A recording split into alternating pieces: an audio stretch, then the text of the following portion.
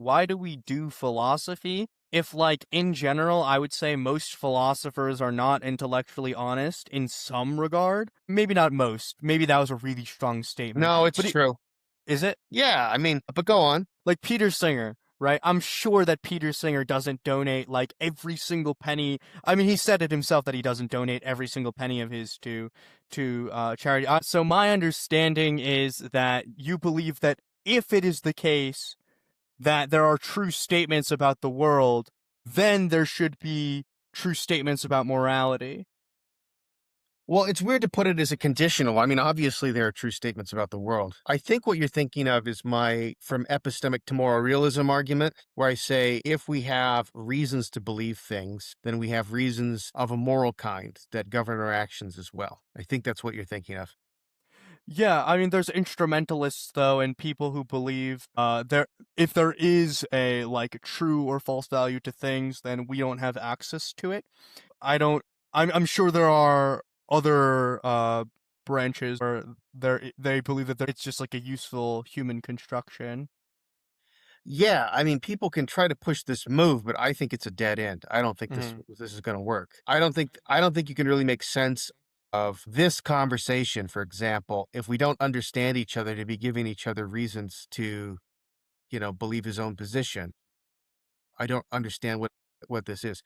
Now, there are instrumentalists about epistemology who are just going to say, really, epistemology is reducible to instrumental statements like if you want to believe the truth, then you should believe this thing, that kind of stuff. And so and that would if that view is right, this probably is the biggest threat to my argument in that paper and in that part of the book, because if we can capture epistemology in purely descriptive terms without needing to bring any kind of ought to it into it beyond that, then it does undermine my attempt to try to show that there's a bridge from the epistemic reasons to the moral reasons. I just don't think it can be done. I just think because you've got to be able to explain in purely empirical terms what misleading evidence would be, how much evidence is enough that you ought to change your mind, given that there's some evidence on the other side. And I just think they're pretending to be able to make these kinds of reductions. I don't think they really can. Hmm. Well, maybe we could claim that like such a reduction exists, but you can't necessarily find what the reduction is. Okay, but like that just seems like that seems like a leap of faith. But actually, they need to say something stronger than reduction too. They need to say, because if are I assume we're just jumping into it, right? Like I get this is it, right? Yeah, Okay. why not? So if my opponent is the error theorist, like somebody says there are no moral reasons, so there are no moral truths, period. That's who I'm taking my opponent to be. Um, and I want to say, okay, do I have a reason to believe that? And then they're going to have reasons talk in the picture. And they're going to want to say, oh, but those reasons are reducible. They're reducible to purely empirical statements. Well, you can be a reductionist about morality and not be an error theorist. You could say that moral facts are facts about what produces the most happiness in the world. This is what certain kinds of utilitarians would say. That's not error theory, right? So they've got to do more. I think they have to do something more extreme than reduction. You can't just say, well, statements about what we have reason to believe, this can be explained in purely empirical terms. Well, okay, let's say that's right. Why can't you say something similar about ethical truths? It appears prima facie that the way we reason about ethical statements seems very, very different from the way that we reason about statements about the world and like epistemic. We reason epistemically. Why do you think that might be the case? And what type of thing is like an ethical truth versus like an epistemic truth? Okay, so is it true that we reason about ethics in a completely different way than we reason about anything else? Is that true? Don't we, if we're arguing about is pirating online music okay or not, how would we reason about that? We would think about, okay, What are the values at stake? What is the principle? Is it an anti-theft principle? Is it we owe something to the artists? What is it? And then we would test it. We would test it by considering different sorts of examples, seeing the different. I don't think that when we're talking about something like that, I just say, well, I have my feelings, and my feelings are that it's okay. I mean, that somebody who says that is opting out of an ethical discussion. That's not ethical reasoning. So I don't know if I accept the presupposition of the question that we reason in patterns that are different in an ethical domain as opposed to other things. The other thing I would say is, well, there are somewhat different patterns of reasoning. Like mathematics is not empirical science. It's not physics, and physics is not sociology. There are some domain differences between different topics based on the kind of subject matter we're talking about. And so I guess, ethics is different.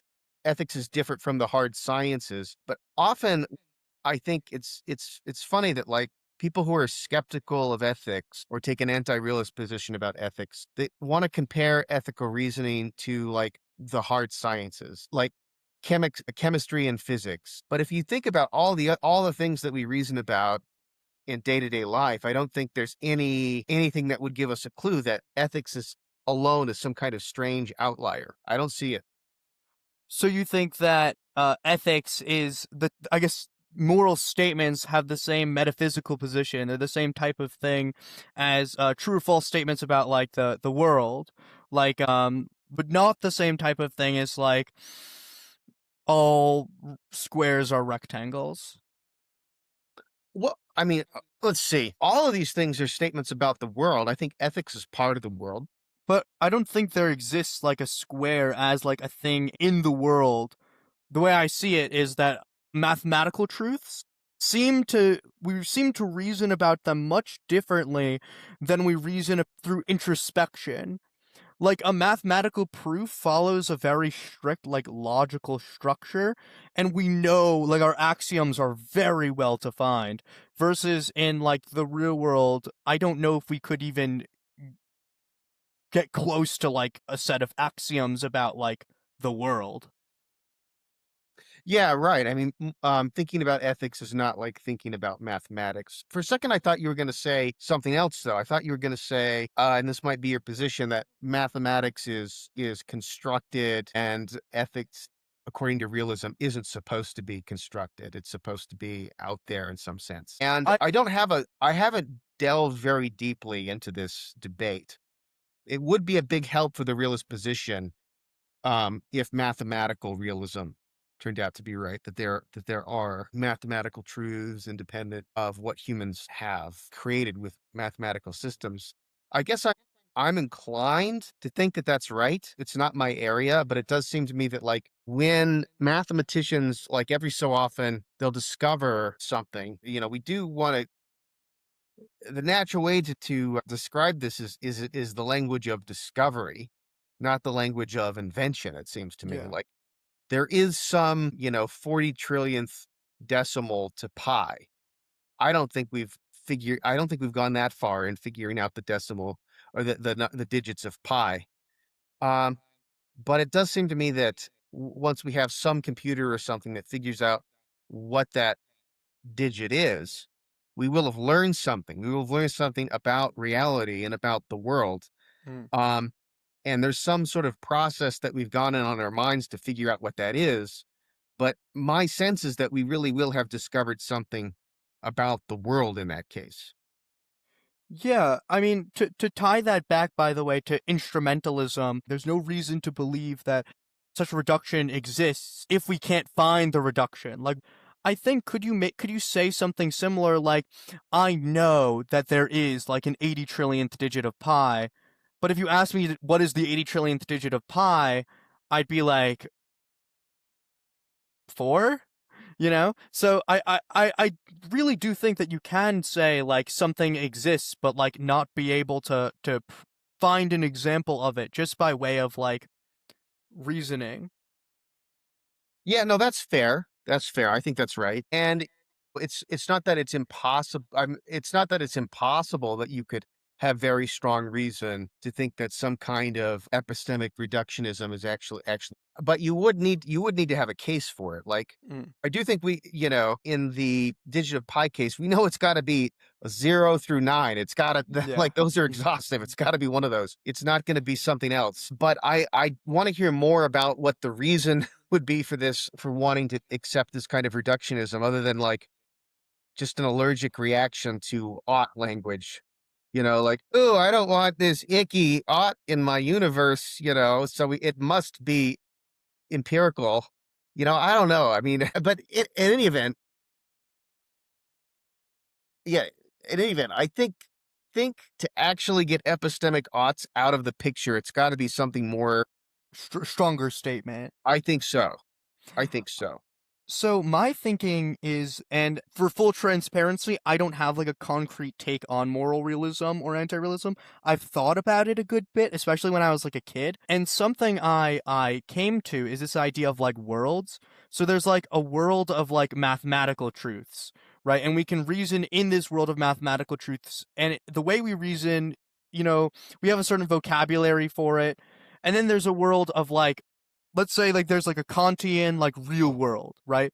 We don't have, or in math, sorry, we don't have access to like what is true always. We could prove that certain things are true, but it's kind of like going into like a castle and like the lights are off and like you can't hear anything, and you sort of have to feel your way around, and eventually you get an intuition for like, oh, the light switch tends to be on the right, and then you could prove using some sort of like logical system that yes, the light switch is always to the right of the door. And then let's take like the real world, right? The physical world around me. I think my brain is showing me an interpretation of like this physical world. It's not the actual like thing, it's just an interpretation. There's just like matter and like electromagnetic radiation. And because my interpretation is sufficiently close to your interpretation, even if like maybe there's some like micro difference in how like my like the proteins in my eye process the color red, right? So it's like a little bit different. They're close enough where we're able to speak with each other, communicate about the same reality. Now, just like there are people who have psychosis or have hallucinations, I think an analogous type of entity exists in more the world of moral statements, which is, I guess we could call them sociopaths, people who don't have empathy, they don't Yeah. have the same type of moral wiring. And yeah, moral statements, I guess there's a similar, if there is true moral statements, how would we even know what they were? Like, you yourself, I guess you went from what, Mormon to soldier to philosopher. I mean, I'm sure Those that, seem like three totally different categories here. but But yes, surely, like, your moral, I guess, which one of those jumps was the biggest, like, moral revision, do you think? Or I don't know that I've ever had a serious moral revision. I've changed my mind about some things, but I don't know if I have. I'd have to think about whether I've changed my mind about metaphysics. I've changed my mind about the existence of God. But I don't know that my values have completely ever flipped. I've maybe changed my mind about certain thought experiments in philosophy or something like that. But I think my values are pretty much what they have always been. But, maybe, I'm involved, I'm learning. Um, and, practically speaking, most I think of the improvement has just come from experience and, getting older rather than thinking about thought experiments in a philosophical way or something like that. But yeah, like there is this there's this question about if there is a moral reality, should we expect some kind of convergence on it that I've been thinking about. I'm inclined to think yes, but that convergence might not happen until the very, very, very long run. so do you think that like over time like it's like our moral cross culturally our morals should get closer and closer and closer and closer and closer until they're like the same? Eventually, Mike Humor is more confident about this kind of point than I am. Hmm. So I do think that, like, I mean,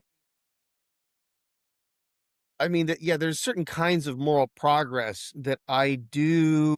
interpret as our minds are snagging on some kind of reality, and we learn something collectively. We learned, not to execute thieves for petty theft, which used to be common. Mike, I don't know if you know his moral progress paper.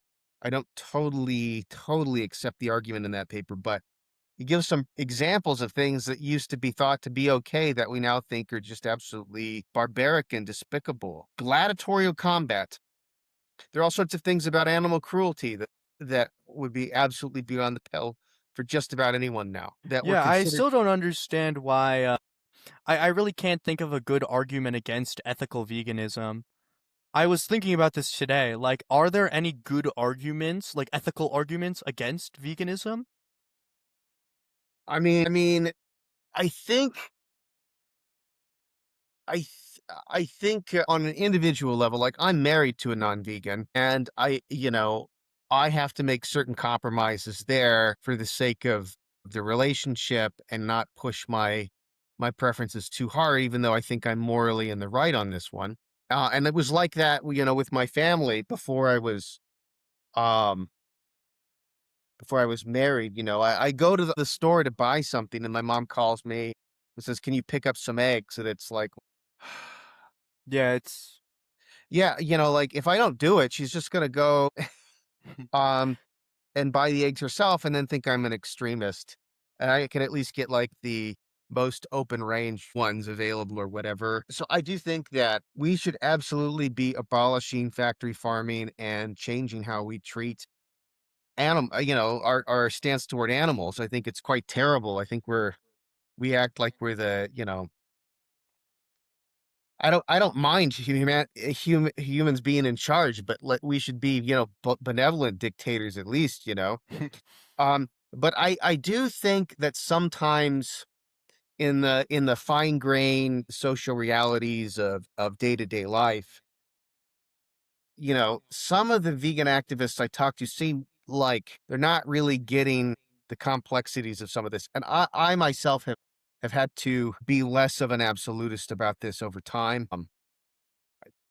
I try to tell myself I think I'm reasoning about this fairly, but I could see somebody saying, no, you've gone lax, you've sold out or whatever, and that's an argument worth having. But I do think that um when to make an exception. Are there ever instances when you have to make exceptions in this kind of thing? I do think there's some fuzziness there, more than some people are willing to admit. I have talked to doctors who are dietitians who insist that a vegan diet is an unhealthy diet. And then there are others, who are cited by various vegan philosophers who say the opposite. And I'm not a dietitian myself, so I don't really know who to believe, but it does strike me that a lot of these philosophers are pretty damn confident that their dietitians are have the right views about this. And I used to think that too, but now I'm thinking, I don't know, like maybe you just find it easier to think that the dietary argument lines up with the ethical argument, and maybe reality is not that simple. don't see a reason why the dietary argument has a place in ethical discussion at all. Like, I'm trying to think of a good analogy, but I really can't, because, like, I mean, you're doing harm, right? Right. To, like, I think by eating, like, animals who have Yeah. been, like, in brutal conditions, you're supporting that factory farming. Like, the fact that, like, maybe it's, like, a little bit unhealthy pales in comparison to the amount of suffering undergone by, these animals. Although, a la, Peter Singer, I do think that it's important that we don't, and I guess we could talk about, like, the practicality of, like, ethical philosophy, and, like, it probably is the case that ordinary people are evil, and it would be probably paradoxically a net negative to try to adhere to all of our, like, morals, because imagine how bad it would be for one's mental health to try and, like, follow every single ethical rule. It'd be really, really difficult, and I think you would end up doing more harm than good. by just making yourself fall into like some depression. Yeah, I know. That last part, I think I agree with you about, like trying to see your life at 30,000 feet from some ethical theory that's really demanding. It might not even help your achievement by the standards of that theory. As far as why would the health argument even matter? I mean, partly a lot of philosophers, make arguments like this, like, oh, there's absolutely no trade-off you have to make. Mm. You've got all these, you're going to be purchasing something that is contributing to suffering, and there are absolutely no trade-offs. And it's like, well,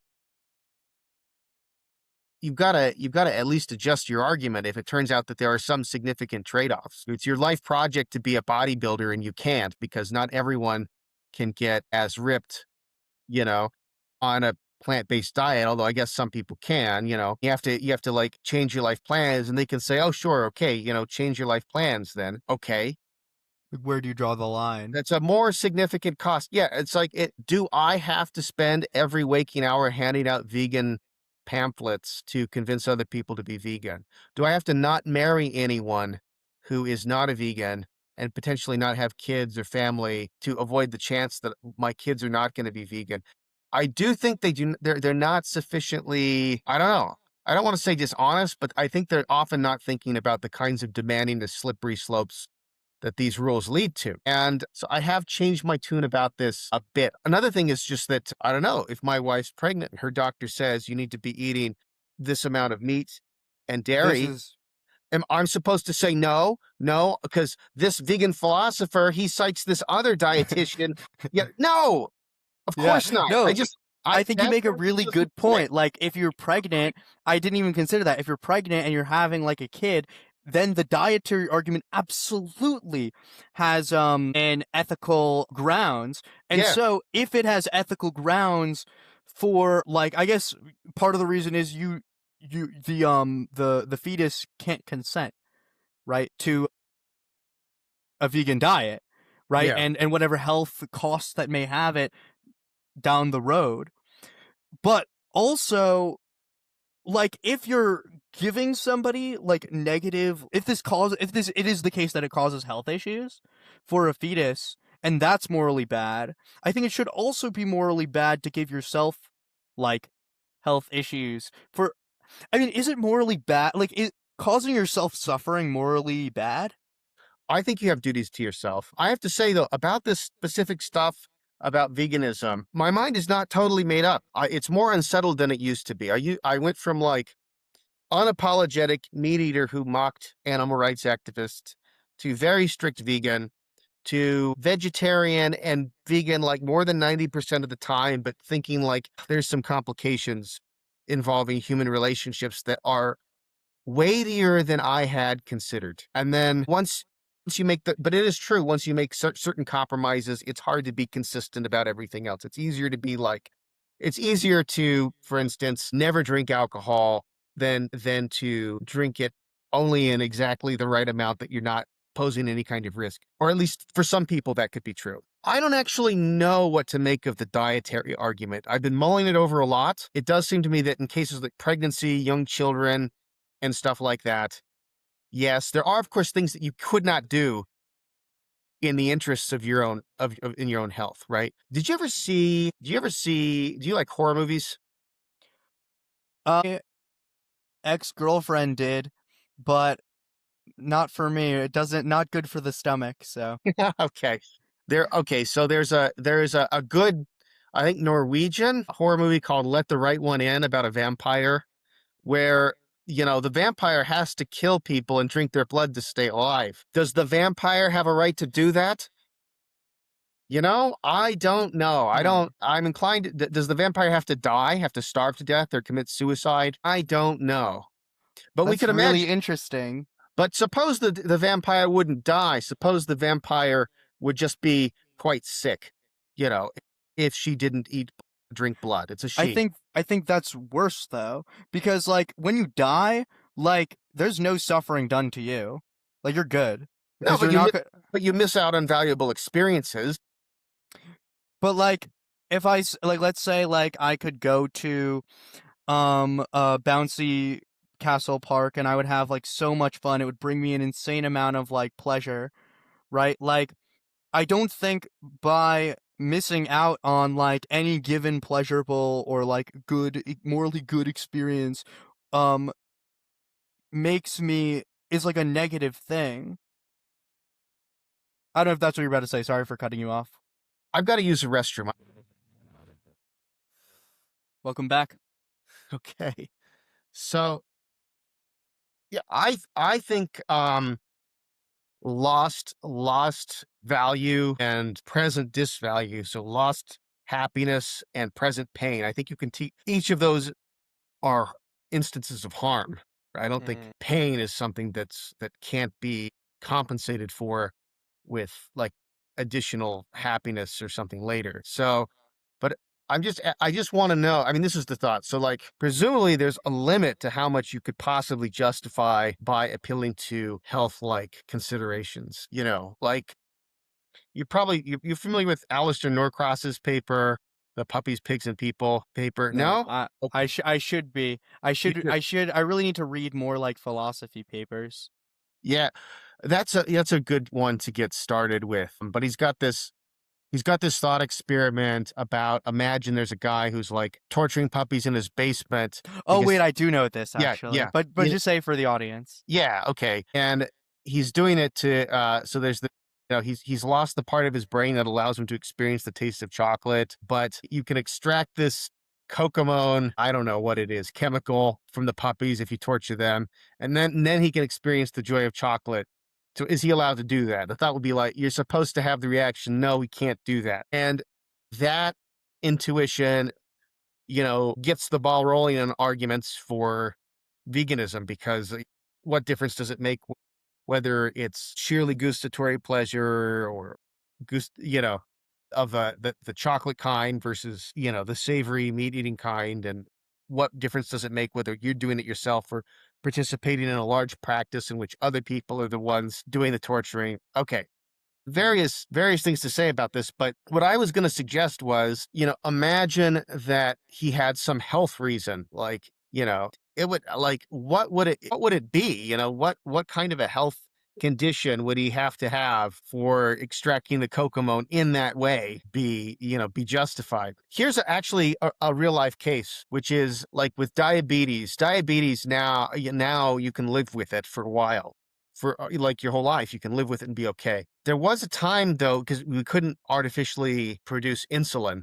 and the only way to get insulin was by like killing animals and crushing their pancreases and taking the insulin from them. Um, so it was you got to kill animals to literally extend your life. Is that justified? It reminds me of what's the paper on abortion where it's like let's say like you have somebody who needs to borrow your kidneys. Yeah, no, yeah, it's that's Thompson's paper, A Defense of Abortion. Yeah, yeah. Yeah, it very much reminds me of that and the whole argument that like the reason why like even though they may need your kidneys to survive, they don't you are consenting to let them use your kidneys for a period of time. That consent can be withdrawn. You don't have an obligation, I don't think, to let them use your kidneys. I think it's like an obligatory versus supererogatory thing. Well, I mean, I think that the analogous thing to think about here would be, would you have a right? Would you have a right to? Because in Thompson's case, you wake up in the hospital and this person's been kidnapped and attached to you, and I guess Philosophers are so weird. I Like know with these weird thought that experiments. that was my reaction when I first read that paper. It took a lot of thinking and talking about it to see the virtues of that paper and that example, to be honest. Suppose, would you have a right to go and kidnap somebody else if you needed to attach to their bodies in order to survive? Would you have a right to do that? I don't know. I This don't is know. the this goes back to what we were saying earlier about how like it's so difficult with philosophy in general, A, to make up your mind, which I think is kind of like just being human, and B, to hold oneself to their own ethical standards. But like, what was that essay you wrote? Confessions of a Prayer-Struck Atheist. Oh my God. You read that? That was like Yeah, in 2009 or something. I'm like Uh, Howard Stern with these references. I guess. I don't even know. Was Howard Stern known to have references? He like his whole thing is like he does like a lot of research on his guests, and he can like he'll just like say something that like, oh my god, I completely forgot about that. My 2019 essay 10 years later on bearing witness is a better essay, but I've thought And for the viewers who aren't aware, it's like, is it intellectually honest for an atheist to pray? don't even remember that I mentioned that, but thanks for remembering that. I mean, you could, yeah, I mean, because you could be wrong, right? You could possibly be wrong. I don't think to be an atheist means you're 100% certain that God doesn't exist. Although some people want to, like, I feel like a lot of apologists want to define atheism in a really implausible way that, like, Yeah, because you to be an atheist, you have to absolutely know that with complete certainty that God doesn't exist. And then it's fairly easy to argue against atheism because you just need to introduce uncertainty, which is not hard to do philosophically yeah, for I mean most philosophical things. it's like because you could be an agnostic atheist, like you can be an atheist, you don't believe in God, but you don't know that, like you can't prove it either way. But like obviously, like you could like not believe in goblins, but not be able to prove that there's goblins. So you can be an agnostic, a goblinist. Yeah, I guess the difference though, and I guess I'm more of an agnostic now. I think I've moved it's another like the veganism thing. It's like I've moved from this side to like back toward the middle a bit. I've moved a bit toward being more like a hopeful agnostic. There might be a God. I'm not sure that there isn't. That's practically relevant, I guess, in a certain way. Openness to that possibility seems relevant to your worldview, I guess, in a certain sort of way that, goblins or unicorns or whatever wouldn't be. I something I've been struggling with is like, why do we do philosophy? If like in general, I would say most philosophers are not intellectually honest in some regard. Like, I don't think it's like maybe not most. Maybe that was a really strong statement, No, but it's true. is it Yeah, I mean, but go on. like Peter Singer? Right, I'm sure that Peter Singer doesn't donate like every single penny. I mean, he said it himself that he doesn't donate every single penny of his to a charity. I don't know if you know his paper. What is it? Yes, of course, I always pay for Yeah, this. yeah.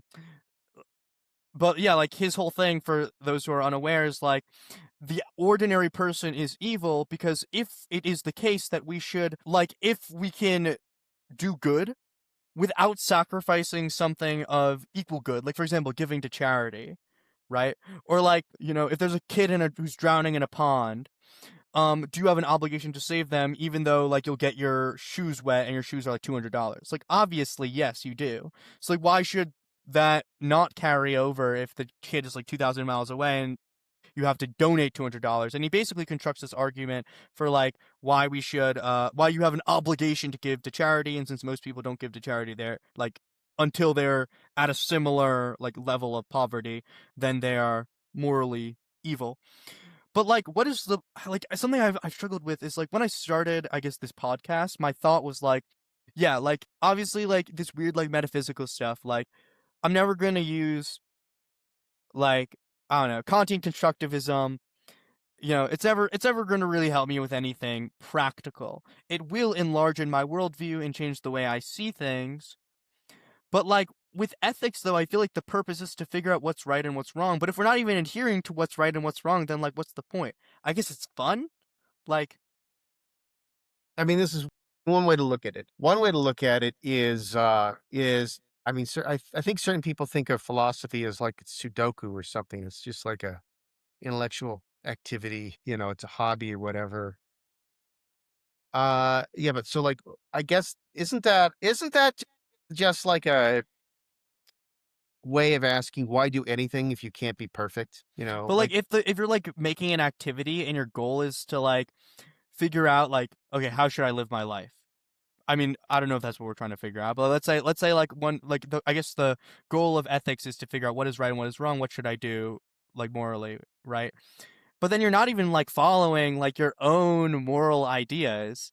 Well, Like is that because you don't care or because it's really, really, really freaking hard? probably one.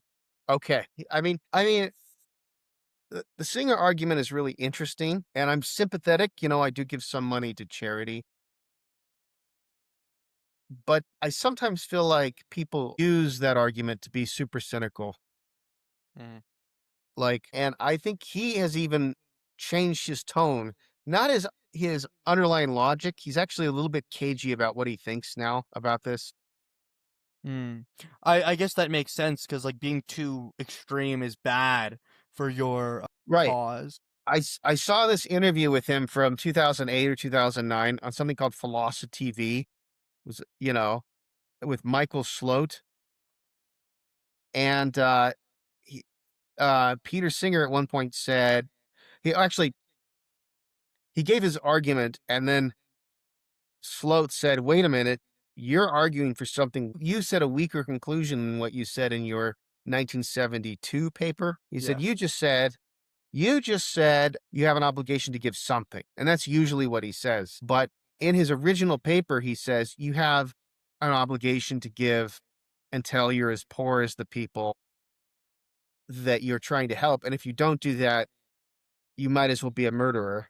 He doesn't say that anymore. And when pressed, Singer said, "Well, the purpose of the argument is to get people to donate." And then Sloat fired back. He says, "No, as a philosopher, the purpose of any argument is to locate the truth." Hmm. And I thought, yeah, he's right about that. And there's something yeah, like if your argument leads to some really extreme conclusion, and you stop short of carrying it out that far for public affairs reasons, I do find something suspicious. Like, it does seem to lack honesty. Maybe it's the right thing to do if you're trying to get donations, but it doesn't seem like it's philosophy anymore. Yeah. Um, This is something I struggle with, and I guess it's practical for me because I don't know what I want. I'm like, I'm a senior in high school, so I don't know what I want to do with my life, but I know I want to do something. At the end of my interview with Michael Humer, I asked him for like advice because that's usually what I end all my interviews with. Like, what is some advice you have for me or like the people, I guess, my age watching? And he said, be morally good and be rational. And I was like, thanks, thanks. Yeah. thanks. And also he said, read my read my Substack. So very Mike humor response, I guess. But no, I mean like I if I am taking his advice, I try to be morally good and I try to be rational. But if I want to be morally good, I think I want to do something that helps people. And so why be a philosopher? Like, is being a philosopher morally wrong when you could be like a neuroscientist in my position? Yeah, I mean, I know people who are philosophers who have grappled with this and felt like they ended up have that in going into philosophy, they've done the wrong thing and have like regrets about it. And I know of at least one person who was in a PhD program who left to be a therapist instead. So I can respect that. I can respect the integrity of those decisions. Um, but I don't know. Is it really best? Would it be best for the world if nobody studied philosophy professionally? If we just uh we just like cashed out, took all the humanities money and just sent it to Oxfam or something, and that's it. No more of this profession. I don't think so. I'm inclined to think no. Me as well, but I don't know why. Well, I mean, there are going to be issues where we need people to think carefully and clearly about things, and people who are motivated to do that. But how often is it the philosophers are the ones that are, I guess, in modern times, like guiding like the future? Like maybe I'm like I mean, the whole completely missing the American mark. Revolution and John Locke. Okay, fair enough. You But I know, guess like in more modern times, I feel like it's usually like the C. And maybe this is just my own cynicism, but it's usually like CEOs and the people who are making profit who seem to be guiding the future. Although, I want to hear what you have to say first. well, I mean, we need clear thinking about stuff like, I mean, about like, I'm sorry if I and the whole effective altruism movement, and there's all sorts of stuff where like the people making decisions are being guided by philosophy. It's just not very well thought out philosophy. But like, what's the point in like being, say, like a philosopher of consciousness or like philosopher of like AI, and you're trying to like figure out like where are we going with the field of, say, machine consciousness, and then a CEO just like doesn't care. Well, you're describing a case in which your philosophy doesn't impact the world, despite your best efforts. I mean, but I could describe a scenario like that for, an activist or an entrepreneur or anybody else, right? Like it doesn't Mm. always work. But why not just bite the bullet and say, okay, being an activist like doesn't do anything, and so being an activist is not morally good, or maybe Well, not sometimes morally it bad, does. but Sometimes it does. hmm, you're right. I think I can. I mean, maybe I'm arrogant to think this, but I do think I can make a difference to philosophy. I can make a difference by helping people think more clearly about some of these things and by thinking through these things myself. So I am not beset with those kinds of compunctions, I guess, that some people are. Maybe I ought to be. Maybe I'm deceiving myself that but I don't think so. Me neither. I don't, I'm inclined to think not. So And I think that like clearly you have had an impact on philosophy. You have, like, just now you helped me think more clearly. I mean, you're on this podcast talking to me. My prefrontal cortex is still like half baked, so as Robert Sapolsky would say. So I think, like, yeah, I mean, I find that like having these conversations with thinkers has completely like is actively my brain. I could feel my brain being rewired. Like I could feel my prefrontal cortex developing as we speak. So yes, you have helped me at least think more clearly. And then I guess that could be it. Like, what's his name? I don't know how to pronounce it. I've only seen it written down. Foucault. Foucault. Okay. Yeah, I'm so bad with, like, I used to pronounce epistemology as epistemiology because I only see these things written down. So, Foucault probably didn't like directly influence political policy, but people who do like politics probably have read Foucault, and I don't even care. Potato potato. And those people end up doing positive things. So I guess the purpose of being a philosopher is more like downstream. It could be. Yeah, it could be. Although I just think there is something to be said about if you're thinking too much about the practical consequences of what you're doing, it might get in the way of intellectual integrity. Hmm. In the same way I described with Singer in that one interview. So the way I think about it is you decide that this profession is worthwhile. And I have my doubts about that sometimes. I honestly do because of various problems at the university. Bureaucracy. Bureaucracy, yeah, the problems with the way AI has impacted education and stuff. Various things I worry about, but I guess once you commit to the project of like I'm gonna be a philosopher. At that point, and you have thought through, I think I'm making a difference or enough of a difference. Then I think you can set aside the other sorts. You don't have to go back and reevaluate that every moment. Hmm. Um, although, look, if you want a high impact career, there is this website, 80,000 hours, Hmm. that has a bunch of careers listed. And you have to start young to do something like that. You know, um, you can Like young quite like me, or young like young like you. Yeah. Like if you wanted to maximize happiness in the world, what would you do? They've got stuff like, be a dermatologist who speaks Swahili, that kind of stuff, well, I or guess that a would nuclear policy expert or something like that. okay. Interesting. I'll definitely look into that. Last thing, because I do have to get going quite soon. I think, and I guess this is the last thing I want to say. I think that part of being human is doing like irrational things, contrary to my humor's advice. Like we do so much like life is not. Do you play any video games?